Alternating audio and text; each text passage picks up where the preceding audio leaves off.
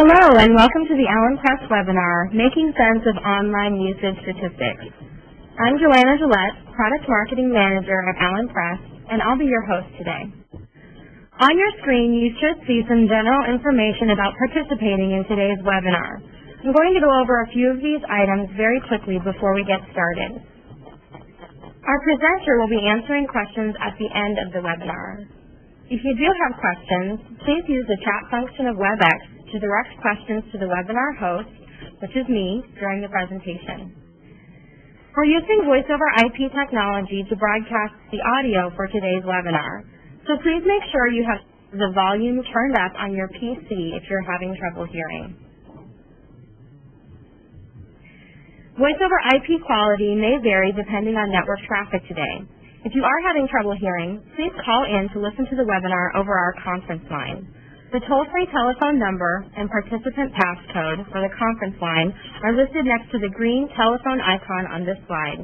If you do call into the conference line, please be sure to mute your telephone. Also, if you're joining us via Voice over IP, I have you muted when you come in. Please do not unmute your microphone, as you'll cause some background noise for the rest of our participants. Of course, you can continue the conversation with us and your fellow attendees after the webinar using the Discussions tab of the Allen Press Facebook page. Here you can post a comment, share an idea, or ask a question. Today, Elizabeth Garrett will delve into the world of online usage statistics. She'll give an explanation of Counter and other initiatives for normalizing usage stats. Elizabeth will also share common tools for web analytics and discuss how the information you gather can be put to good use. Elizabeth Garrett has been with Allen Press since 2003, where she started out as a typesetter. Since then, she's moved into the electronic services area and has worked primarily with peer review clients in Allen Track and PeerTrack. Elizabeth's focus this year has been with onboarding new Allen Press clients to our Pinnacle online journal hosting system, continuing to support our Allen Track and PeerTrack products, and building e-business websites for our association management clients. I'm going to turn control of the presentation over to Elizabeth now, and please remember that you can chat in questions during the presentation.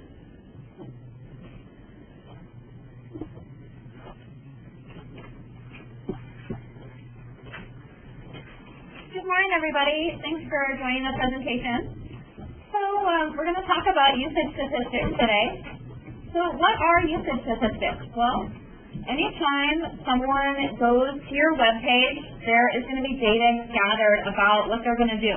And if you've been watching the news lately, you know that tracking on people on websites is at an all-time high. And I think making sense of all of this data can be daunting.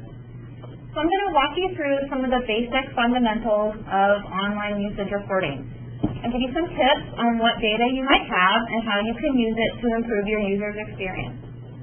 The two main types of usage statistics I'm going to cover are counter reports, which includes library usage statistics, and then secondly, more general usage tools and reports, including Google Analytics. Okay. When most people think about usage statistics, they're thinking about counter reporting. Counter stands for Counting Online Usage of Networked Electronic Resources. Counter is a project that started in 2002 as a global project to create some standardized reporting on online content. Prior to 2002, usage data regarding content could be provided by publishers in a variety of formats. And they could use different rules or different permutations as to how the material was gathered and what it looked like. So Counter has sort of evened the playing field. Libraries, vendors, and content providers can join the Counter project for a membership fee and have voting rights on how the project is handled in the future. Okay. Let's talk a little bit about why Counter compliant reports are important. Okay.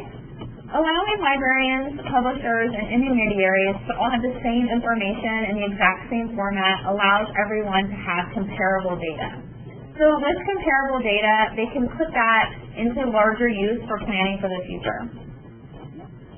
Counter reports are consistent in that the format of the data, literally the rows and the columns, are in the same format across all publishing systems. So librarians can take Counter data and cross-compare the information from different publishers or different journals or different online vendors and put that into one large repository. So frequently they'll gather the data and use it in large annual budgeting projects or decision making about their entire library. Most of the large content providers are counter compliant. If your journal or society is in the market for a new hosting system, you should double check and make sure that their reporting is counter compliant, because this is an essential for any subscription program that you'll have in the future. Let's take a look at what a counter report actually looks like. Okay? And I also want to cover what counter is good for, and then I'll also cover what counter is not necessarily good for. Okay? Counter is mainly driven for library and administrator access data. Okay, so let's just talk a little bit about how libraries get access to content. Okay? Libraries or colleges allow access to their subscribed journals based on the IP range of computers in their library system. Okay? So each counter report is tracking the usage of that subscription and of those computers within the library. So the focus of the reporting is going to be based on each individual subscription and how much access and usage was used during that time. Okay?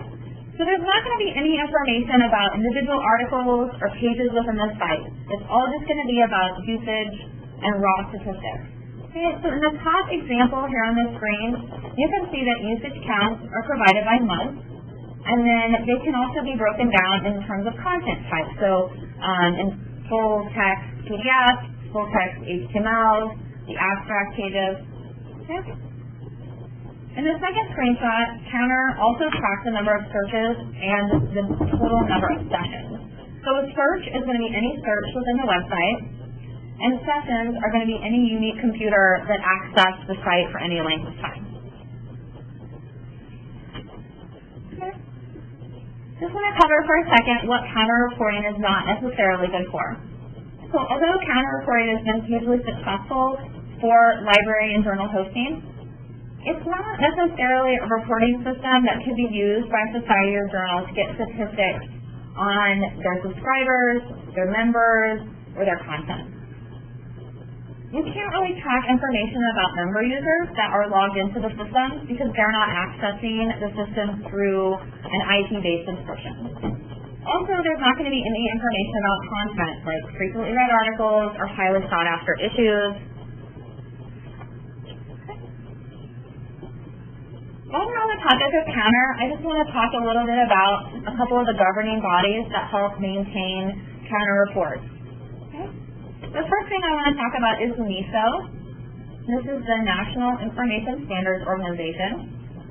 And NISO is a large organization that develops all kinds of different standards for publishers, libraries, and software developers. They have kind of a long list of standards that they have on hand, and these range in topics from things like guidelines to publishing abstracts to work on the new HTML format. And one of the standard protocols NISO has defined is called SUSHI. And SUSHI stands for Standardized Usage Statistics Targeting Initiative. So SUSHI is basically a protocol that software developers can use to deliver counter reports to libraries and institutions via XML. Okay? It's basically a delivery system for counter reports. Let me just summarize this a little bit because it's kind of confusing. So counter reports is a system of standardized reports. Okay?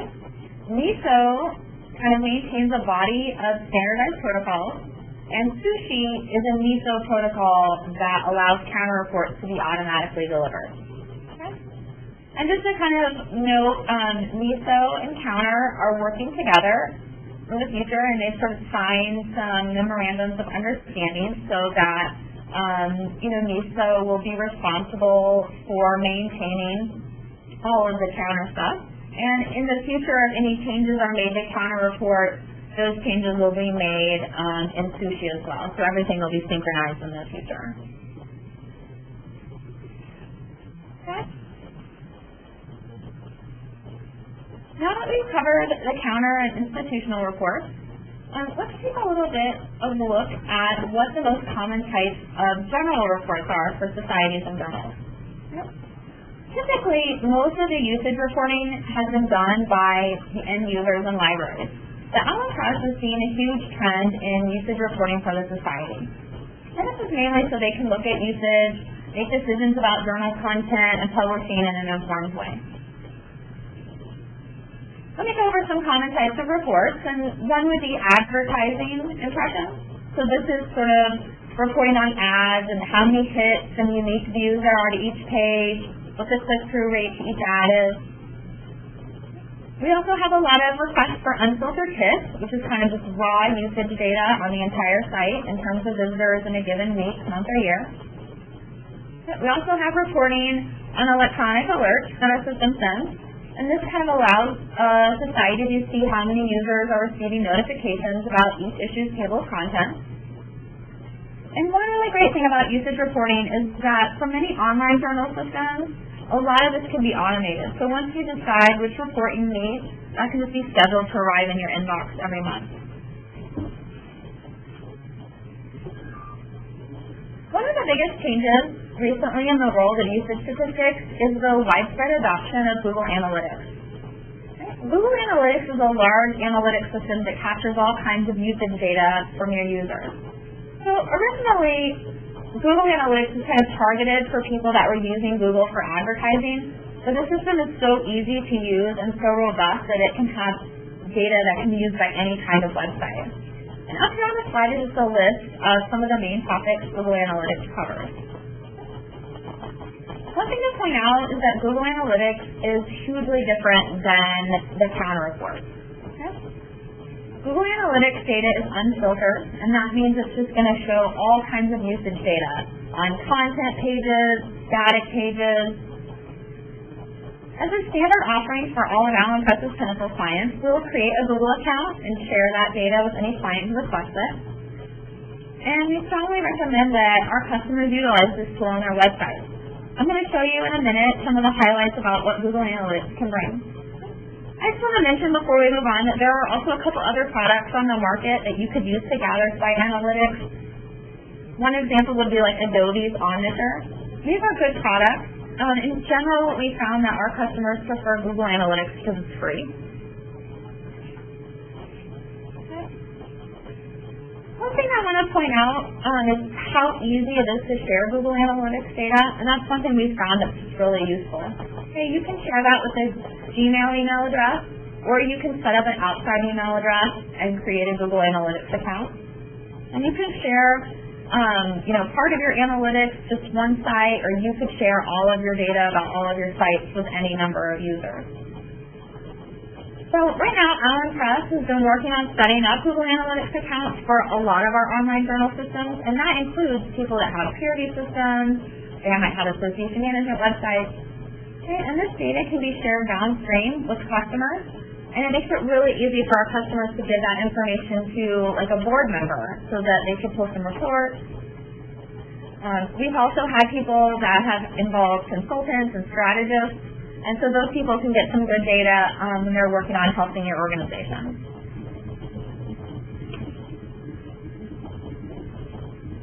Okay, I want to give you an overview in the next few slides of the kinds of information in Google Analytics that are really easy to get at, and some of the more useful things I've seen. Okay. I'm just going to start off here on this first slide called the Quick Stats screen.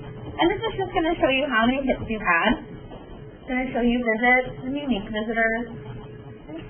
And it's going to show you average visit time and kind of your overall percent of traffic, that's new visitors. Okay. It's also going to show you the bounce rate. And that's how many people land on the site and don't look any deeper into the content and they just navigate away from the page. This diagram is also going to show you new versus repeat visitors, and so you could look at data like this, for example, to check on usage statistics after a marketing push and see if you've had a lot of new users or an increased usage. One thing I think that's really cool about the Quick Stats is that you can get this for the entire site, or you can kind of dig down deeper and you can get the same stats for any page in your website.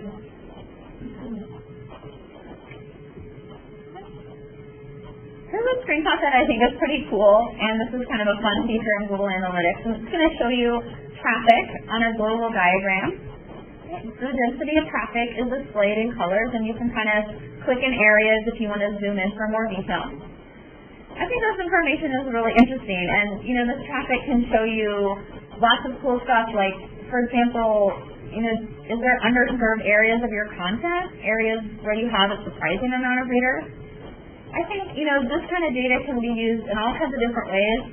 One example would be you could offer membership options in a specific region, right? Or if, you have a high concentration of users in a certain area, you might think about,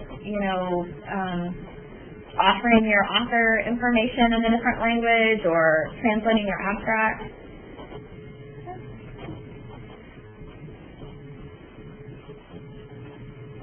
Here's kind of another slide that just shows you traffic and sort of in terms of a date time frame. So you can look at, look at a day, or you can look at a week, or you can look at a month and kind of get a picture of when people are using your site and when are your peak traffic times and then when traffic time is low. So, this can be used for a couple of different things. I think it's good to look at peak usage times, because you might have a peak time within a month, and that may be a good time to post new content on your site. It's also a good idea if you take a look at when your low traffic times are. That might be a good opportunity to do some maintenance on your site, or do some updating.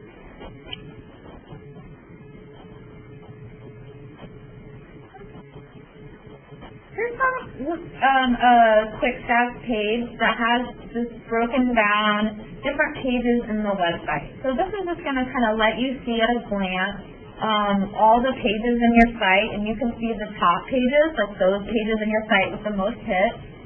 If you've got a website with kind of multiple journals within it, you can kind of see which journal is getting the most hits. In the example above, I think it's funny that one of the most popular pages in the website is the author instructions. That's always a good thing. On the right columns, you can see page information, like how many people viewed it, what their average time on the page was, what the bounce rate of that page is, how many people exited the site. Okay, and the time on the page and the bounce rates can kind of help you look at whether or not visitors are finding the information they need or expected to find on your site.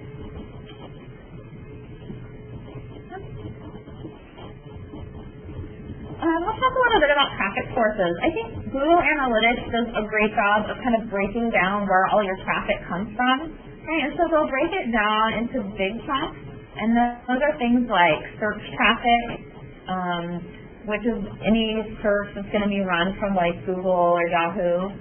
They also break it down into referral traffic, so that's people accessing the website from other websites.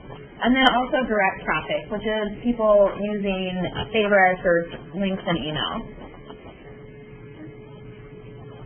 One really cool thing about all these sort of traffic diagrams is that you can kind of drill down even further into them, and you can look at things like, what are the referral URLs where your traffic is coming from? So in this screenshot up here, you can kind of see that a lot of the traffic to this particular website is coming from the National Library of Medicine. So in other words, PubMed. Okay, and then they're getting some traffic from Google and from their society site, and then from allenpress.com. So I just want to kind of point out that a lot of organizations nowadays, have multiple websites that link to one another. So you could have a membership site and a journal site and a parody site, and their sharing URLs on Google Analytics can kind of show you whether or not people are able to link between those. And if you don't see a lot of linking in between all of your sites, you might want to think about making a clear path for people from place to place. I just wanted to point out that in the screen you can see that the main referral source is from the National Library of Medicine. Okay.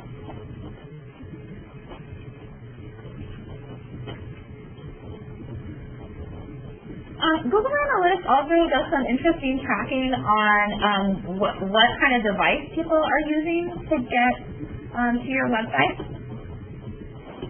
And so they can track all kinds of different things, and they can get right down to even what actual brand of device for people are using. And I think this is kind of an interesting concept. It's for anybody that's kind of thinking about doing something with mobile or, looking at some different options. This gives you kind of an idea, first of all, how many people are using mobile devices to access your site.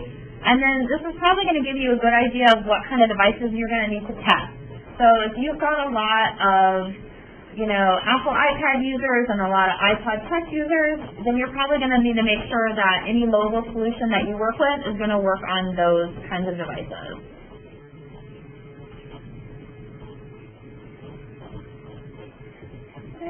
I just want to talk a little bit about social networking referrals. So Google actually will kind of section off the referral part that you can drill down into and show you just social networking stuff.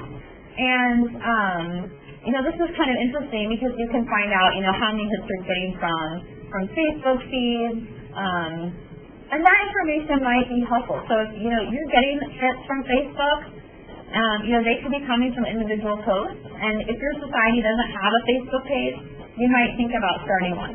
And, you might be surprised about what your users are using to get to your content. For example, I think in this example, there quite a few people came from Blogger, which is Google's based blogging software, so obviously someone in the society has got a pretty active blog up there.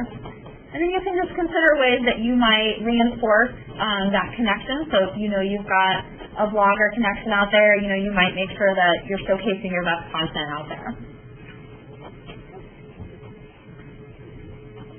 I'm going to talk about search terms a little bit. So Google Analytics will let you drill down into the search terms that were used when people search for the content and sort of what they put in to get to it. Okay, so this is Google Analytics is actually going to give you data for any search engine, and that includes Yahoo and Babylon and Ask.com.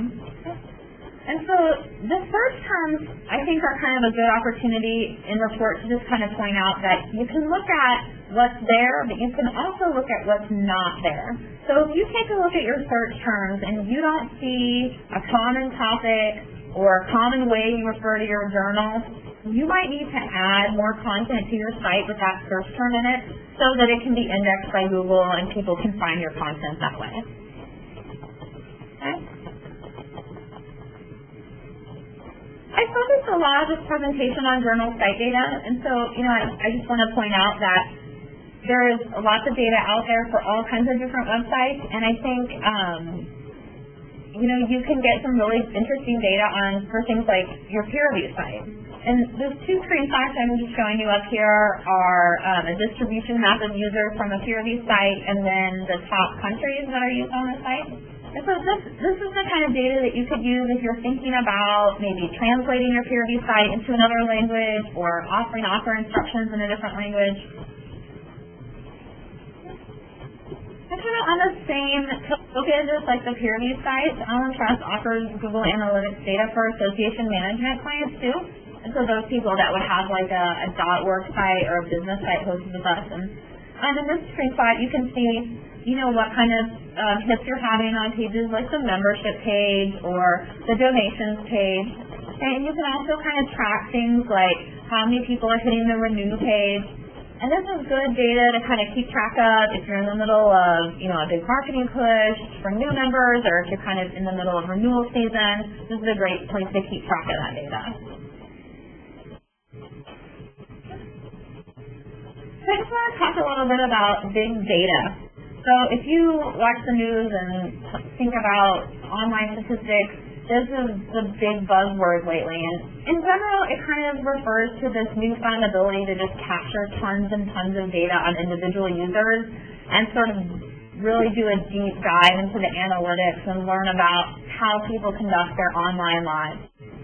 So, I don't know that academic publishing needs, the huge, massive computer labs at Stanford University, but I do think that we can learn some things from the people who are doing lots of big data stuff, and just to kind of think a little bit more about how people are using our websites and kind of what they're doing with it. So I'm just going to go through in the next couple slides a couple of topics that I think you can just think about as you're kind of looking at what usage data you have. One thing I want to talk a little bit about is indexing and referrals. So a lot of online journals have found recently that they're having a lot of luck using indexing services. This would be things like PubMed or Google Scholar, Science Direct, Web of Science, Social Science Network. There's, of course, others out there. And so indexers are either going to pull content from your site or you can deliver content to their site. And that's just kind of another way to get your content out there and sort of create lots of ways for people to find your content. Okay? And so if you start any indexing program, you can use some of these usage statistic tools to track how successful those indexing programs are. So in other words, where you want to focus your efforts and kind of what things you want to work on. I just kind of want to point out briefly that there's also some content aggregators. These are places like EBSCO, ProQuest, Portico. And so these aggregators are going to host your content on their own site. So that's not necessarily going to yield to an increase in your traffic.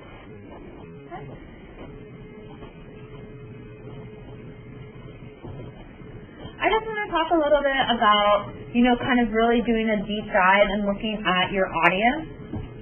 So,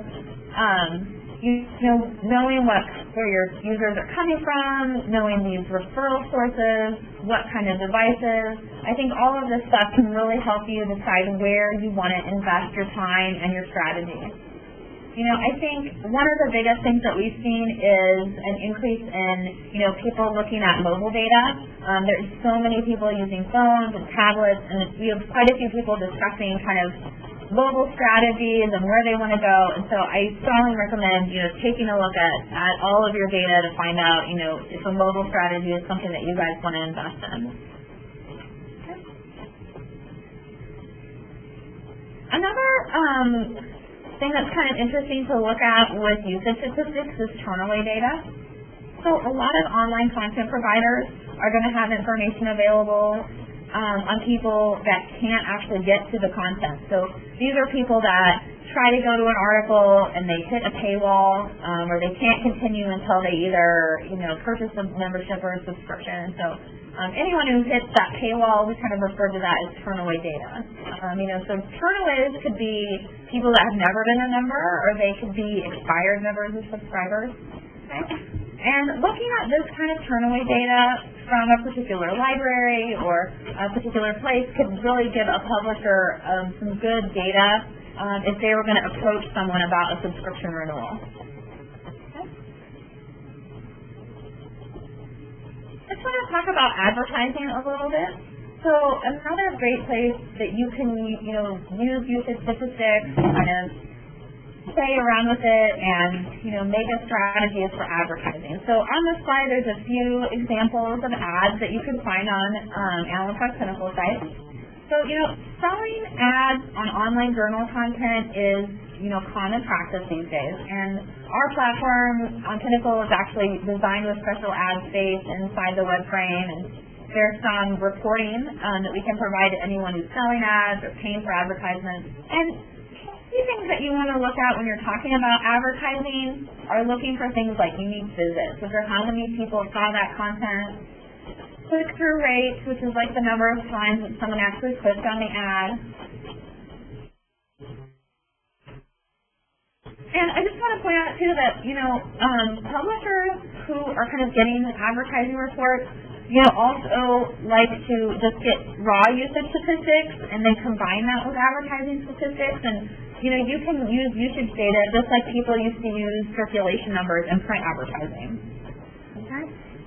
And then, you can do things like throwing down different pages and giving advertisers lots of different information because, it might help them decide where they want to place their ad.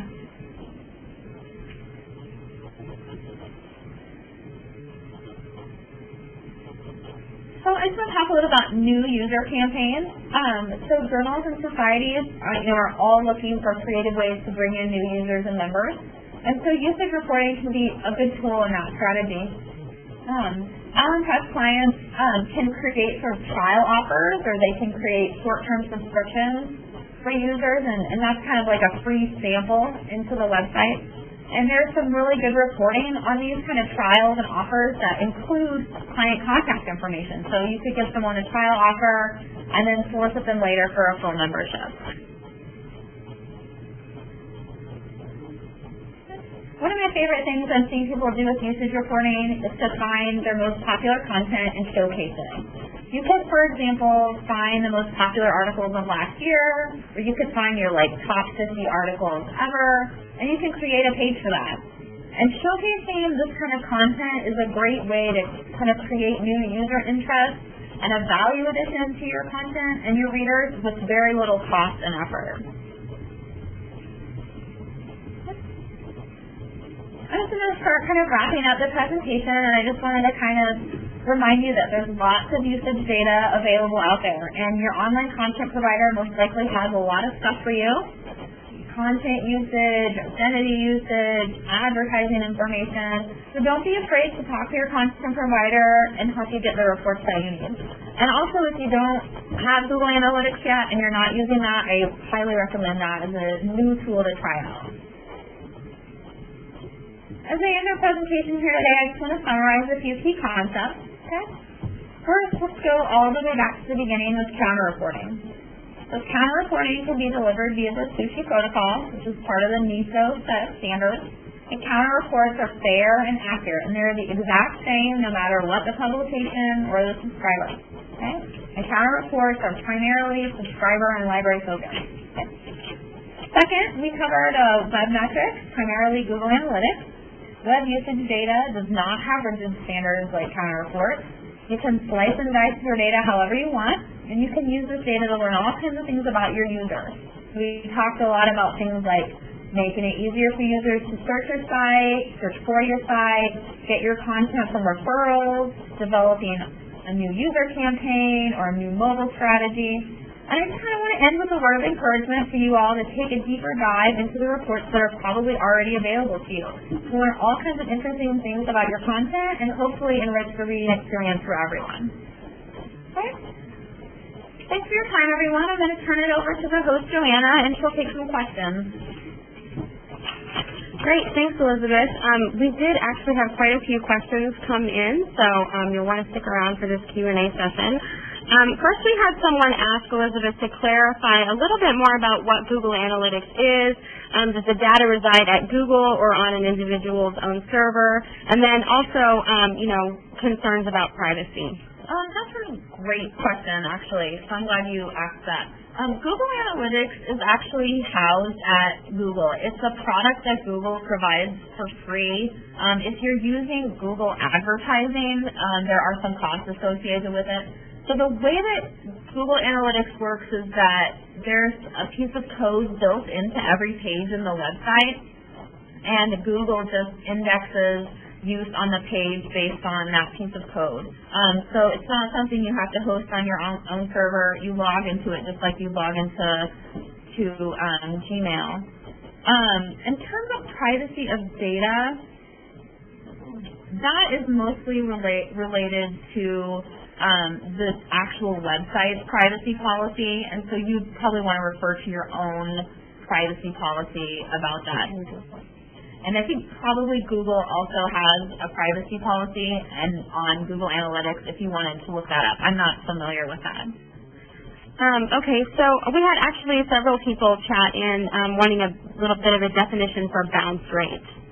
So bounce rate is basically a bounce is any time someone lands at a page and doesn't go any further in the website. So that would be either closing their web browser completely or navigating away to a different website. So if they're staying in your site and they're going from page to page, so let's say they land on your home page, they click on current issue, they drill down into an article, and they look at that article, and at that point they say, oh, you know what, I have to work on something else. At that point, that's a bounce. And so you can find, basically bounce rate is tracking how many people, that was the last page they saw on your website. Yeah. And so, and a lot of it is used in terms of did people find information they were looking for?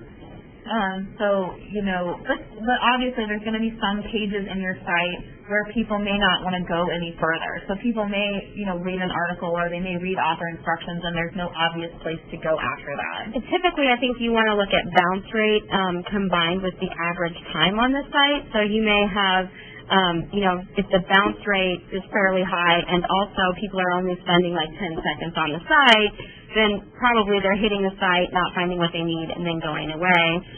Whereas if the time spent on the site is a little bit longer, maybe they're, just finding it on that one page and then navigating away. And then how does bounce rate compare to drop-off rate? I'm not sure what drop-off. So, yeah, I think we'll have to probably look into that one. And they may be the same thing. So whoever chatted that in, we'll get back to you on that. Okay, so we also had a question about excluding certain people from the Google Analytics data. So if you want to exclude yourself and your staff from the data so that it's not tracked, so that you're not overinflating your usage numbers, can that be done? Yeah, that's a really good question, and that's something that we actually do here. So there is a way in Google Analytics that's part of the setup of the analytics system, and so that'd be something that you'd have to talk to your content provider about. So there's a little piece of code that you would put in there, and basically you're going to exclude the IP range for a company or an institution. Now, you would have to be careful. So if you have somebody who works from home, or you're accessing the site on your phone from various places, that stuff is going to count as usage data. Right. And that's kind of another reason why Google Analytics is not counter-reporting. It's not as locked down. It's not as rigid. Yeah. So we had somebody ask, or rather say, that it would be really helpful to hear kind of a case study about how Allen Press customers have use this kind of data to make decisions. So I know we've had a lot of success. We've recently rolled out our mobile platform for Pinnacle. We've run a lot of statistics for our Pinnacle users so that they can see what kind of devices, are using the site, and that's been a real key in kind of deciding whether or not it was worth it for them to make the investment in Pinnacle Mobile. And then I think we've also used a lot of the referring URL traffic to kind of work with our customers to make sure that, their .org site is pointing people to their journal site, and, everything is sort of working together, and also looking at, aggregators and indexers to see if they're actually working for them, if they're getting good referrals from those companies. I think those are the things that we've probably focused on the most here at Allen Press. Do you have anything to add to that? Okay. So we also had one of our viewers today, attendees, point out that awareness of subscribers who don't activate their online access is a kind of non-usage report, which can be very important. And I totally agree. I think that was a great comment, and just wanted to say that, we have had customers ask us to let them know who has not activated their usage, and then, of course, you could contact them and give them a little push to get on the website. We also had someone ask, are there ways that a publisher can improve their counter stats, or things that they can do, strategies they can employ to sort of increase their usage statistics? I think one thing that we would recommend is that people invest in more ways to drive people to their content. So we've had some people who've had a lot of luck with these indexing services, just kind of getting them out in an indexing service that is used by people in your academic field. Things like press releases can be really helpful. Just trying to get your content out there. We have a lot of, I would say most of our journals do some kind of table of contents alert to either, their entire member list or a part of their member list. And so, everyone's at least seen what's available in the table of contents and then can get to any article they'd like. Yeah, those are great ways to drive traffic. So I had another question. Can Google Analytics data be delivered to your email box automatically after you set up the info that you're interested in, or do you have to log in regularly to slice and dice the reports yourself? So can you schedule reports to be delivered? I actually don't know the answer to that. I've never seen anything that would deliver Google Analytics data. I can take a look at that, but that might be part of Google's advertising service that has a fee associated with it. Yeah, I think what you could do is put a widget or a gadget on like on your, if you're using iGoogle homepage, so that you can kind of get access to that data more easily without necessarily logging in, but I don't think you can actually schedule reports. And then kind of back to our first question where we touched on privacy, does Google agree to some sort of confidentiality about the data that is captured via Google Analytics? Yes, they do. Okay, I think we've got a few more questions. Somebody wanted to know, can you give a more detailed explanation of unique web views? Unique web views? I'm not sure what screenshot that was on. So you're going to see total web views, and then you're going to see like unique visitors on your Google stat. So the difference between like your total number and your unique number. So I think that your total number is going to show everybody that visited the site or everybody that visited the page, and then unique visitors is going to be only people who are new to the site. So it's not going to show your repeat visitors in that statistic, so you'll be able to tell, you know, if you have a high concentration of unique visitors for a given month, you know, maybe you did a marketing push or something like that that got a bunch of new people on the site. So one of our viewers says, we use Editorial Manager via Allen Press for our submissions. Is it possible to get regular reports from Allen Press on reviewer data? Yeah, and that's a good question. There are kind of a couple different places you could get reviewer data. Google Analytics is available for our peer review sites, and that is available on kind of a large site scale, so you can't actually drill down into specific pages because of some privacy concerns that Editorial Manager had about it. So you can actually find out just global usage, and then of course the Editorial Manager platform itself has lots of, you know, data of its own that you could have reported out to you on, you know, lots of different topics like authors and reviewer data. We also had a couple of folks chat in to help us out. Earlier when we were talking about whether or not the Google reports can be delivered, we had a few people chat in and say, yeah, there is a way to deliver Google Analytics reports. So we'll take a look at that and get out some more information about maybe how that can be done. And then someone wanted to know, can site design affect your bounce rate? So either a very well-designed site or a very poorly designed site, can that have an effect on your bounce rate? Yeah, I'm sure it could. I'm sure that would probably be up to speculation, though. I don't know how you would measure that. But yeah, I mean, definitely, I think the way that your site is designed is going to help people get from place to place. I would guess that it would be less about the look of your site and more about how you laid out the navigation menus. That would probably be my vote. Yeah, I think your site design has a big effect on whether or not people can actually find what they're looking for. So sometimes if it's too cluttered or it's not well organized, it makes it really difficult to find content. If you can't find what you're looking for, you're not going to stick around and delve too deep.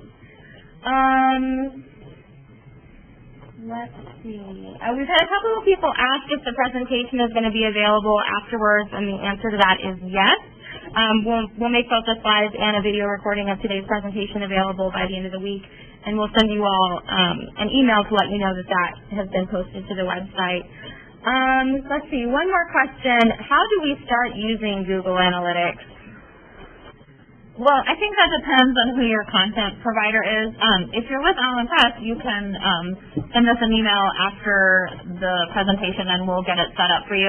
You do need a Google account, so you'll either need a Gmail email address or you'll need to tie your email address to a Google account.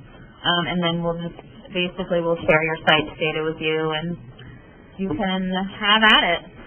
Okay, one more question. Can you explain in a little bit more detail how turnaway info can lead to advocating to libraries for subscriptions? Sure. So turnaway data, you know, you can get on kind of a couple of different levels. I think it kind of depends on what exactly you're looking for. So if, for example, you want to look at a particular subscriber There is a way to drill down into our platform, for example, and look at a particular subscriber's turn-away data. So if you had, hits from, let's say, an institution and their subscription has been deactivated, there is a way to kind of see how many people have hit that paywall. And then you could take that data. So if you had maybe an institution that was a subscriber last year, they didn't renew their subscription, you already know their IP range, so you can kind of track the turnaways from that IP. And then if you go back to approach them next year about, picking up their subscription again, you can say, well, look, you've had 150 people try to access it from your institution, so are you sure you don't want to renew your subscription? Kind of gives you just some good data to entice people and let them know, that they do have some people within their libraries who really are trying to access the data and could benefit from it. All right. Thanks for all of the great questions. I don't see any more, so I think we'll go ahead and wrap things up. Let's see. I do want to thank Elizabeth also, as well as all of our attendees for today's webinar. I hope you enjoyed the presentation and that you feel a little better equipped to make sense of the myriad of online usage statistics available to you.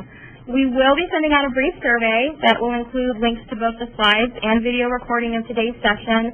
Please do take a few moments to complete the survey. We're always happy to receive your feedback for how we can improve future webinars and also suggestions for future topics. And don't forget, you can always continue the conversation on Facebook if you want to post a question or a comment there. Thanks so much. That concludes our session.